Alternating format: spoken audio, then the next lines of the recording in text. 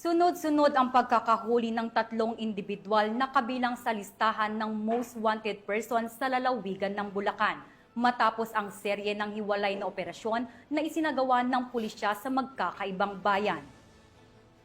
Hindi naman titigil ang kapulisan sa pagtugis sa mga nagtatago sa batas at patuloy ang kanilang paninindigan para sa ligtas, payapa at maayos na pamayanan.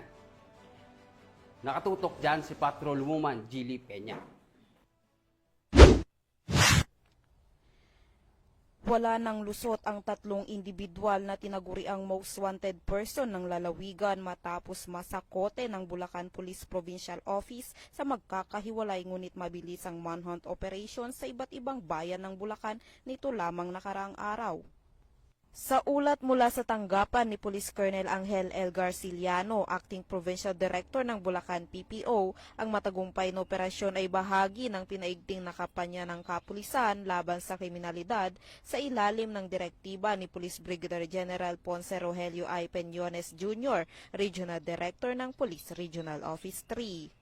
Unang nasakote ang tinaguriang top 1 most wanted person ng Santa Maria, Bulacan. Kinilala siyang si alias RG, 45 anyos, binata, tricycle driver at residente ng Barangay Katmon, Santa Maria, Bulacan.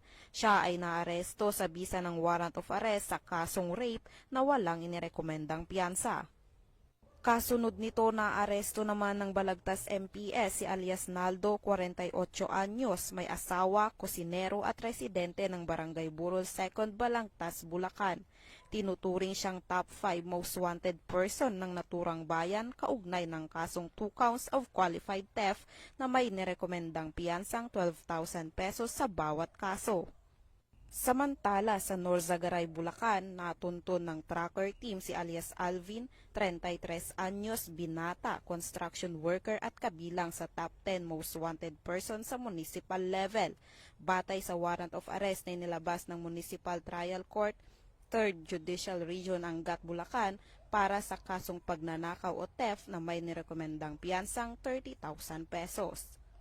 Ang lahat ng naaresto ay pansamantalang nasa kustodiya ng kanilang arresting units para sa kaukulang dokumentasyon at inisyal na proseso bago i-turn over sa mga kinauukulang korte. Patuloy ang paalala ng Bulacan PNP sa publiko na makisa sa kampanya kontra kriminalidad sa pamamagitan ng pagbibigay ng impormasyon sa mga kinaukulang otoridad.